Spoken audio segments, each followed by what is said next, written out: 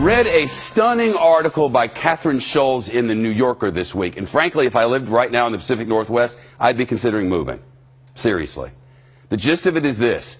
The federal government estimates 13,000 Americans will die in a major earthquake and tsunami in the Pacific Northwest. It's not a question of whether, but when. This earthquake is coming, and it's overdue.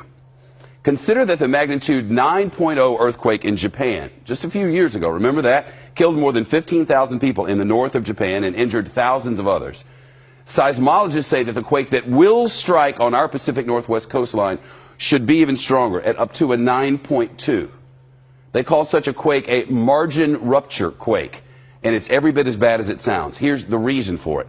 Our entire continent sits on the North American tectonic shelf, right? Plate, I should say. Off the coast of the Pacific Northwest, from the top of Washington State all the way down to northern California. This is it. And another plate called the Juan de Fuca is trying to slide up under North America, but it's stuck. We have an illustration over here in the big wall. Let me show you what this is. This is our continent here. This is the Cascada Mountains. This is the Cascadia, what do they call it? The Cascadia what? Bridge. The Cascadia Bridge. I was actually asking him, but thank you. The North American plate here and the Juan de Fuca plate here. This one's sliding up under, and eventually this is going to go down, send a huge wall of water up. That wall will go all the way over to Japan, and the other will come onto our shore within 15 minutes.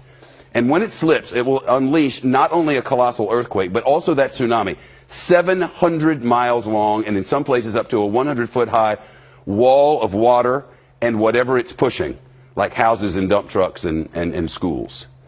Thousands and thousands will not escape. The New Yorker quotes a FEMA official who says, and I quote, "Our operating assumption is that everything west of Interstate 5 will be toast." Everything west of Interstate 5 is gone. That's Seattle, Tacoma, Portland and Olympia, Salem and Eugene, wiped out. Altogether about 7 million people. That's not including tourists. So think of summertime. The New Yorker reports that FEMA calculations indicate the disaster will damage or destroy about 1 million buildings, including 3,000 schools and 1/3 of all fire stations. And perhaps the worst part of all of this, these sorts of earthquakes happen at regular intervals in exactly this part of the world, have forever. On average, according to seismologists, about every 240 years. So when was the last one of these massive 9.2 or so earthquakes? Well, the last one was more than 300 years ago, the year 1700. It struck in the Pacific Northwest and sent a 600-foot wave of water all the way to Japan. So right now, on average, the Pacific Northwest is decades overdue for the really, really big one. Michio Kaku is a physicist and professor at City College of New York. This article is stunning. Is it overstated in any way? No, the Cascadia Fault is an earthquake waiting to happen. We know it's going to happen with an energy 30 times the maximum energy of the San Andreas Fault.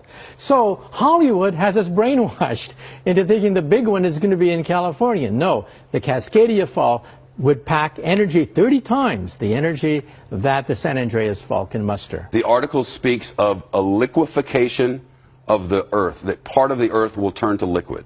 That's right. We're talking about major energy surges inside the ground that'll cause it to liquefy. We've seen that in Japan. We saw that at Fukushima, and it's almost like quicksand. One day you're walking on solid ground, the next you're falling right into a quicksand. This earthquake would last 4 minutes or more, the rattling and the shaking, and then within 15 minutes they estimate this wall of water.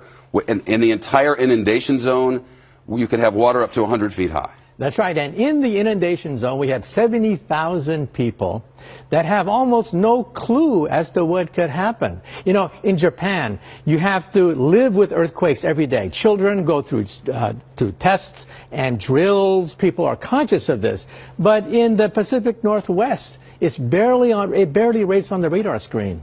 There's something that happens before the shaking that we can sense, sensors can pick up. That's an early warning system that they have all over Japan, especially in the north and in the Tokyo area. They've been trying to get it pushed through, look for money for it in the Seattle-Tacoma area, nothing. That's right. Before the earthquake actually hits, there's a compression wave that is detected by animals, for example. Animals start to act very strange, and we've seen that happen before earthquakes. And then a minute, 2 minutes later, boom, you head for the hills because there's nothing left to do except to go to high ground.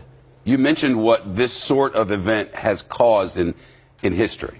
That's right. In the year 1700, there was a massive earthquake and tsunami which surged over Japan. And then running the videotape backwards, you can actually see that in 1700 it originated with a Cascadia fault. And then we physicists can calculate the energy, the magnitude, the dynamics once we got these two events linked together. And that was only done in the last decade or so. And you mentioned Mount Everest. That's right. Mount Everest is also created by the collision of two faults, just like what we have here. The one fault going under, the other fault going over, and that created the Himalayan mountains. That created Mount Everest. That's the power packed by the subduction zone earthquake. Okay. Averages of when things are going to happen are really not very reliable. I think they use by example, the difference between 4 and 6 is 2. I forget exactly how they did it. We can't be sure exactly when this is going to happen, but we're positive it's going to happen. If you lived in the Pacific Northwest, you had little kids, would you live there? I'd think twice. I would have to drill them, just like what they do in Japan, be part of their life in terms of having an emergency kit, where to go in case of an emergency, what to do, what frequencies to go to, and so on and so forth. And by the way, we know that this is going to happen because by simply drilling into the seafloor, we can see evidence of ancient tsunamis going back 10,000 years. And we've known that there have been how many over that period? 41, which means that the time between the cycles is about 240 years. Wow. And it's been 315 years since the last big one. Now, of course, this is not rigorous, it's not absolute. But according to this figure, we could be overdue for another big one. Yeah, by many decades. It's nice to talk to you. Thank you. Really weird and scary. That's right. And, you know, within the lifetime of some of our viewers, they may see Seattle and Portland destroyed.